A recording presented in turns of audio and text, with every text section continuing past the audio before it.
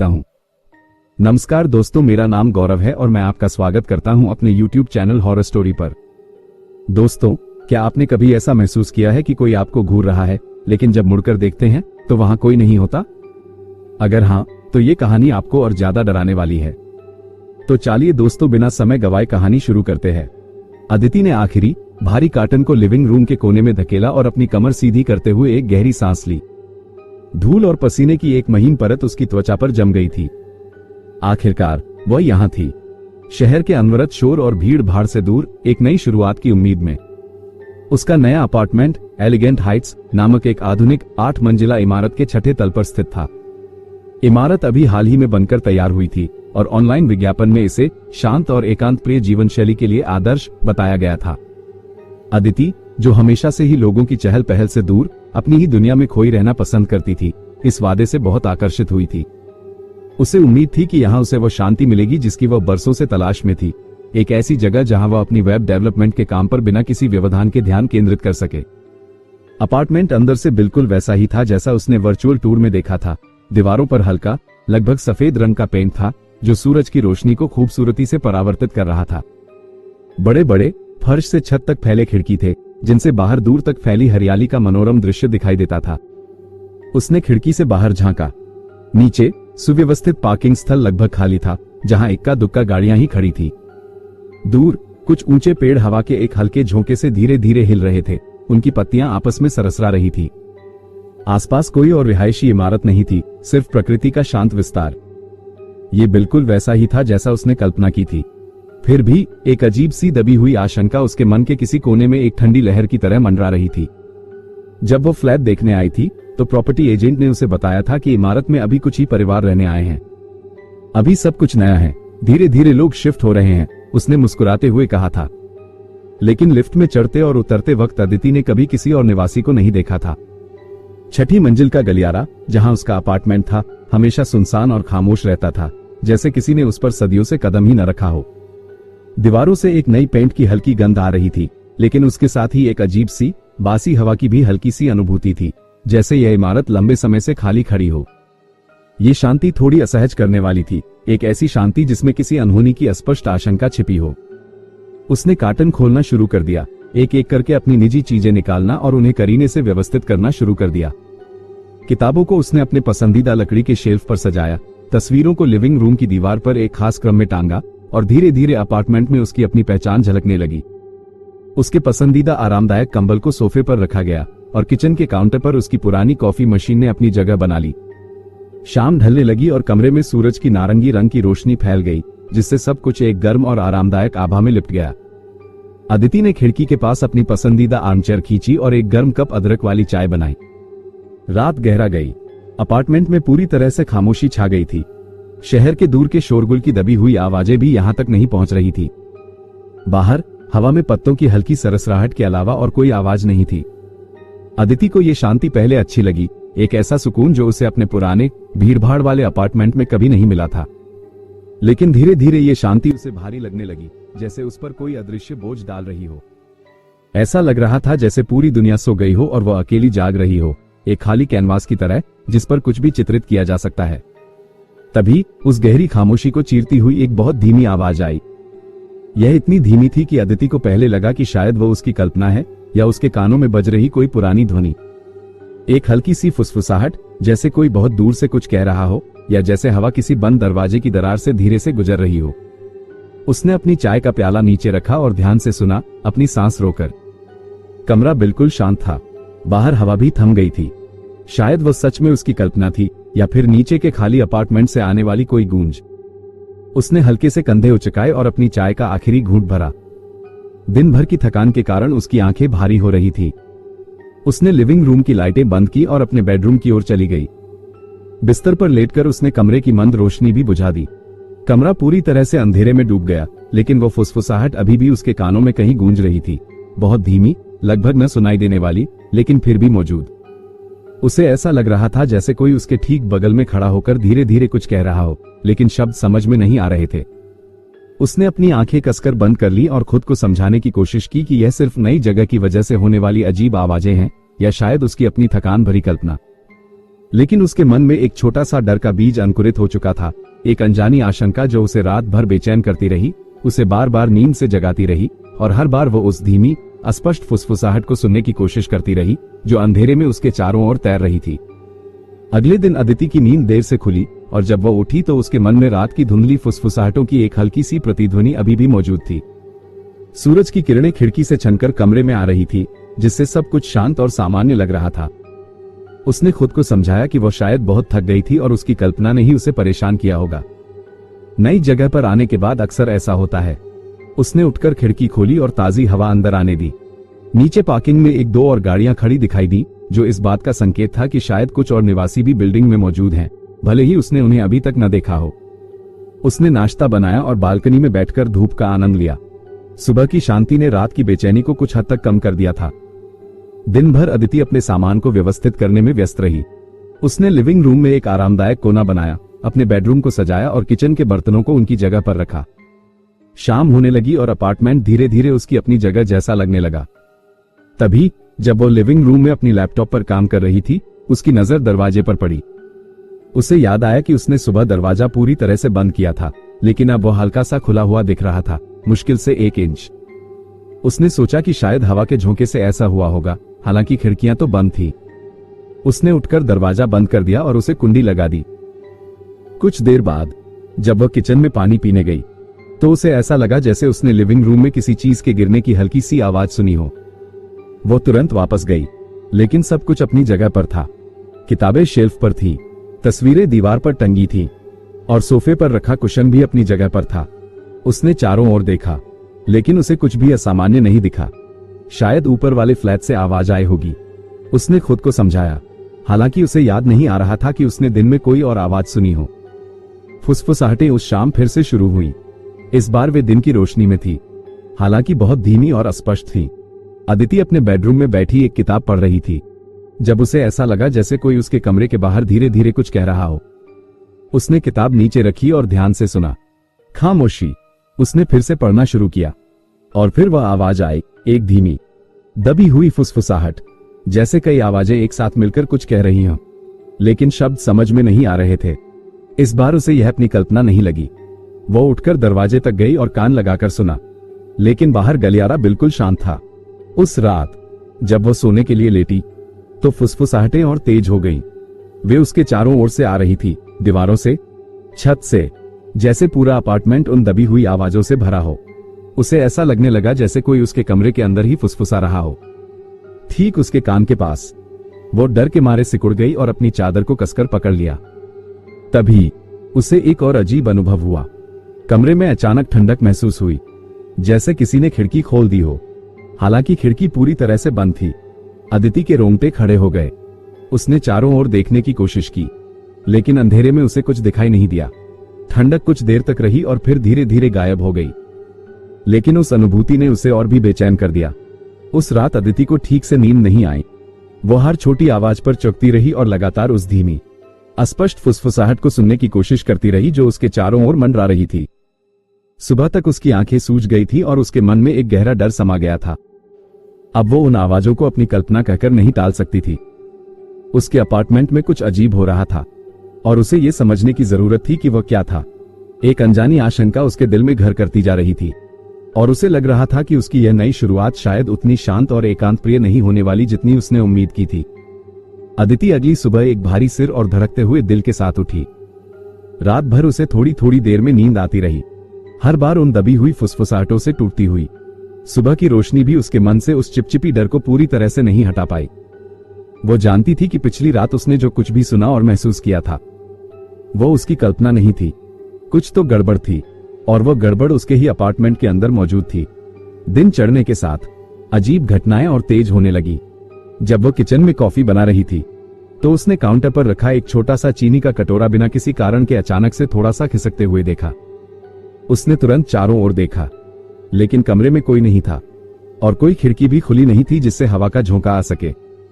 उसने कटोरे को वापस अपनी जगह पर रखा, लेकिन उसके हाथ हल्के से कांप रहे थे। फिर जब वो लिविंग रूम में अपनी लैपटॉप पर काम करने बैठी, तो उसे ऐसा लगा जैसे कोई उसके ठीक पीछे खड़ा होकर सांस ले रहा हो। उसने तेजी से पीछे मुड़कर देखा, लेकिन वहां कोई नहीं था। कमरा खाली था, बस दोपहर की धूप खिड़की से अंदर आ रही थी, जिससे धूल के कण हवा में तैरते हुए दिखाई दे रहे थे।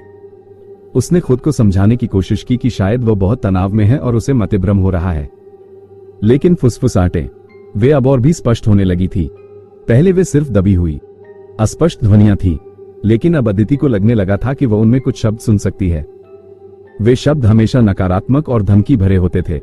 कभी उसे चली जाओ सुनाई देता था, कभी ये तुम्हारी जगह नहीं है, और कभी एक ठंडा फुर्तीला हम तुम्हें देख रहे हैं। ये शब्द इतने धीमे और दबे हुए होते थे कि अदिति को कई बार लगता था कि वह सिर्फ अपनी कल्पना कर रही है, लेकिन उनकी निरंतरता और नकारात्मकता उसे अंदर से खोखला कर रही थी। अदिति को अब अपनी मानसिक स्थिति पर संदेह होने लगा था। क्या वो सच में ये सब सुन रही थी? क्या अकेलापन और तनाव उसके दिमाग पर असर डाल रहा था? उसने अपनी एक पुरानी दोस्त प्रिया को फोन करने की सोची, लेकिन फिर रुक गई। वो जानती थी कि प्रिया उसकी बातों पर विश्वास नहीं करेगी और उसे शायद डॉक्टर के पास जाने की सलाह देगी। वो किसी को यह सब बताकर पागल नहीं कहलाना चाहती थी। उस दिन दोपहर में जब अदिति अपने बेडरूम में कपड़े बदल रही थी, तो उसने अपनी अलमारी का दरवाजा धीरे धीरे खुलते हुए देखा। वो चौंक गई और तुरंत दरवाजे की ओर दौड़ी, लेकिन जब तक वो वहां पहुंची, दरवाजा पूरी तरह से खुल चुका था और अंदर सब कुछ सामान्य दिख रहा था। उसे याद था कि उसने दरवाजा ठीक से बंद किया था। क्या वो सच में भूल गई थी? क्या उसकी याददाश्त भी उसका साथ छोड़ रही थी? जैसे जैसे दिन ढलता गया, फुसफुसाहटें और तेज और लगातार होती गईं। अब वे हर समय उसके साथ थीं, जब वो खाना बना रही थी, जब वो काम कर रही थी, जब वो बाथरूम में थी। ऐसा लगता था जैसे एक अदृश्य झुंड उसके चारों ओर घेरा डाले हुए है और लगातार उसे परेशान कर रहा है। शब्द अब और स्पष्ट होने लगे थे, और उनमें एक ठंडी दुर्भावनापूर्ण टोन थी। उसे तुम अकेली हो और कोई तुम्हारी मदद नहीं करेगा जैसे वाक्य सुनाई देने लगे थे। रात हुई तो स्थिति और भी भयावह हो गई। फुसफुसाहटें अब एक शोर में बदल गई थी, एक ऐसा शोर जो उसके कानों में बज रहा था, उसके दिमाग में गूंज रहा था। उसे ऐसा लगने लगा जैसे उसके चारों ओर अनगिनत आवाजें एक साथ मिलकर कुछ भयानक कह रही हों। उसे अपने कमरे के दरवाजे पर खरोंचने की आवाजें सुनाई देने लगी, जैसे कोई बाहर से उसे अंदर आने की कोशिश कर रहा हो। वो डर के मारे बिस्तर पर दुबक गई, अपनी चादर को अपने सिर तक ओढ़ लिया, लेकिन आवाजें उसके अंदर तक पहुंच रही थी। उस रात अदिति को एक पल के लिए भी शांति नहीं मिली। वो पूरी रात जागती रही, डर और अनिश्चितता से कांपती रही। उसे लगने लगा था कि वो धीरे धीरे अपनी वास्तविकता से दूर होती जा रही है। क्या ये सब सच में हो रहा था, या वो सच में पागल हो रही थी? उसे नहीं पता था। उसे बस इतना पता था कि उसके अपार्टमेंट में कुछ भयानक मौजूद था, और वो धीरे धीरे उसे अपने जाल में फंसा रहा था। उसकी नई शुरुआत एक बुरे सपने में बदल चुकी थी, और उसे नहीं पता था कि वह इससे कैसे बाहर निकलेगी। अदिति ने कई बार हिम्मत करके अपने अपार्टमेंट के बाहर झांका था, यह उम्मीद करते हुए कि शायद उसे कोई और निवासी दिख जाए। उसने लिफ्ट का इंतजार किया, हर मंजिल पर रुकने की उम्मीद में, लेकिन हमेशा वह अकेली ही ऊपर या नीचे जाती थी। उसने नोटिस बोर्ड पर कुछ नाम देखे थे, लेकिन कभी किसी को आते जाते नहीं देखा। ऐसा लग रहा था जैसे वह एक सुनसान द्वीप पर अकेली हो, और उसके चारों ओर मंडराती हुई भयानक आवाजें ही उसकी एकमात्र संगी थी। उसका अकेलापन अब उसे पहले से कहीं ज्यादा कचोट रहा था। पहले यह उसकी पसंद थी, एक शांत जगह जहां वह अपने काम पर ध्यान दे सके, लेकिन अब यह एक कैद जैसा महसूस हो रहा था, एक ऐसा जाल जिसमें वो फंस गई थी और जहां कोई उसकी चीखें सुनने वाला नहीं था। उसने अपनी दोस्त प्रिया को फिर से फोन करने की सोची, लेकिन डर गई कि कहीं प्रिया उसे सच में पागल न समझ ले।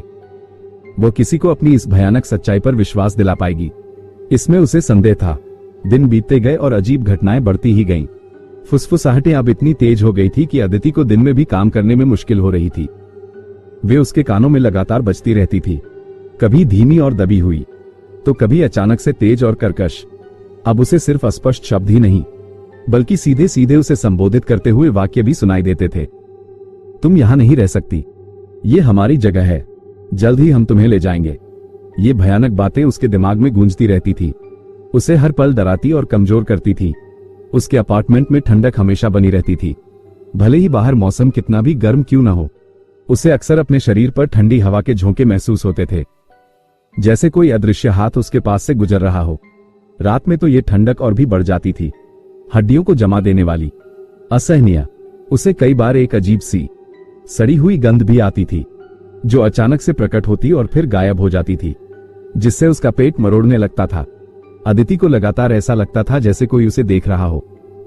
जब वो कमरे में अकेली होती थी तो उसे अपनी पीठ पर किसी की निगाहें महसूस होती थी।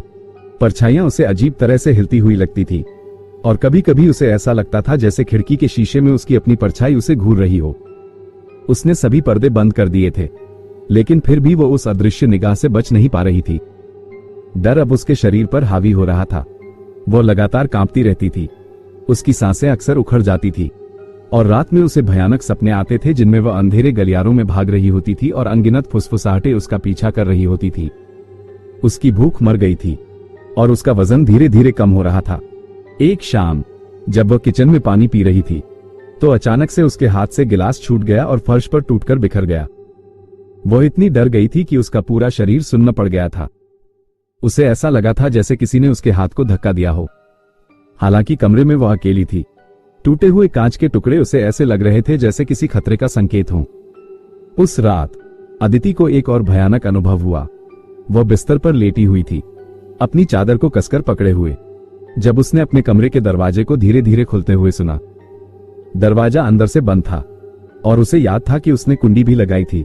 उसका दिल तेजी से धड़कने लगा। उसने अंधेरे में देखने की कोशिश की, लेकिन उसे कुछ दिखाई नहीं दिया। दरवाजा थोड़ा और खुला और फिर एक ठंडी हवा का झोंका कमरे में आया, जिससे उसके रोंगटे खड़े हो गए। उसे ऐसा लगा जैसे कोई कमरे में दाखिल हो रहा हो। धीरे धीरे, चुपचाप, वो डर के मारे चीख भी नहीं पाई। उसने अपनी आंखें कसकर बंद कर ली और प्रार्थना करने लगी, यह उम्मीद करते हुए कि यह सब सिर्फ एक बुरा सपना हो। दरवाजा पूरी तरह से खुल गया और अदिति को ऐसा लगा जैसे कोई उसके बिस्तर के पास खड़ा है। उसकी सांसें महसूस हो रही हैं और वो भयानक फुसफुसाहट उसके ठीक कान में सुनाई दे रही है। अब तुम्हारी बारी है। उस रात अदिति को लगा कि वह मर जाएगी। डर ने उसे पूरी तरह से जकड़ लिया था और उसे लग रहा था कि अब बचने का कोई रास्ता नहीं है। वो उस अंधेरे, सुनसान अपार्टमेंट में अकेली थी और एक अदृश्य, भयानक शक्ति धीरे धीरे उसे अपनी गिरफ्त में ले रही थी। उसका अकेलापन अब उसका सबसे बड़ा दुश्मन बन गया था और उसे नहीं पता था कि वह इस अंतहीन रात से कैसे बचेगी। अदिति एक झटके में जाग गई। उसका शरीर पसीने से तरबतर था और उसकी सांसें उखड़ रही थी। उसने एक भयानक सपना देखा था, एक ऐसा सपना जो धुंधला और अस्पष्ट था, लेकिन फिर भी उसके मन पर एक गहरी छाप छोड़ गया था। उसने सपने में अंधेरे, संकरे गलियारों का एक भूल भुलैया देखा था, जहां ठंडी हवा बह रही थी और दीवारों से दबी हुई फुसफुसाहटें आ रही थी। और उस गलियारे के अंत में, धुंध में लिपटा हुआ, उसने एक चेहरा देखा था, एक विकृत, पीड़ा से भरा चेहरा, जिसकी आंखें खाली और डरावनी थी। उस चेहरे में कुछ ऐसा था जो अदिति को परिचित लग रहा था। हालांकि वह याद नहीं कर पा रही थी कि उसने उसे कहां देखा था।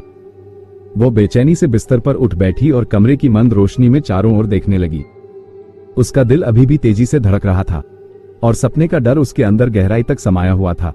उस दिन अदिति का मन किसी भी काम में नहीं लग रहा था। सपने का वह भयानक चेहरा उसके दिमाग से निकल ही नहीं रहा था।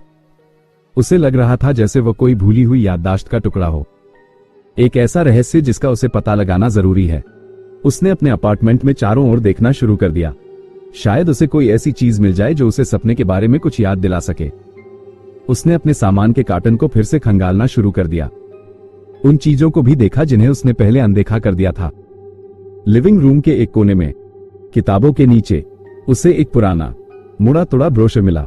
ये एलिगेंट हाइट्स अपार्टमेंट बिल्डिंग का था, जिसमें इमारत के बनने के समय की तस्वीरें और जानकारी दी गई थी। अदिति ने उत्सुकता से ब्रोशर खोला। तस्वीरें थोड़ी धुंधली थी, लेकिन उनमें इमारत का निर्माण होता हुआ और काम करने वाले मजदूर दिखाई दे रहे थे। उसने एक एक चेहरे को ध्यान से देखना शुरू किया। उसके मन में सपने का वह भयानक चेहरा घूम रहा था और फिर एक तस्वीर पर उसकी नजर टिक गई। यह मजदूरों के एक समूह की तस्वीर थी, जो इमारत के ढांचे के सामने खड़े होकर मुस्कुरा रहे थे। उनमें से एक आदमी का चेहरा, अदिति का खून जम गया। यह वही चेहरा था जो उसने सपने में देखा था, वही विकृत भाव, वही खाली आंखें। ब्रोशर में उस आदमी के बारे में कोई जानकारी नहीं दी गई थी, बस मजदूरों के नाम की एक सूची थी। अदिति ने उस सूची को ध्यान से पढ़ा और उसे एक नाम मिला जिसने उसका ध्यान खींचा, विनोद कुमार, निर्माण कार्यकर्ता। उसके आगे एक छोटा सा फुटनोट था जिसमें लिखा था, विनोद कुमार दुर्भाग्य से निर्माण के अंतिम चरण के दौरान लापता हो गए, उनकी तलाश जारी है। अदिति का दिल तेजी से धड़कने लगा। लापता? क्या इसका मतलब? उसने तुरंत अपने लैपटॉप पर एलिगेंट हाइट्स लापता मजदूर लिखकर सर्च किया।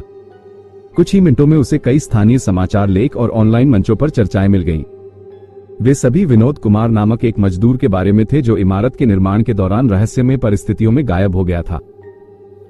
कुछ लोगों का मानना था कि वह दुर्घटना का शिकार हो गया था, जबकि कुछ अन्य अफवाहें भी थी, जिनमें इमारत की जमीन के बारे में पुरानी कहानियां और अपशकुन शामिल थे। उसकी लाश कभी नहीं मिली थी। अदिति को अचानक से सब कुछ समझ में आने लगा।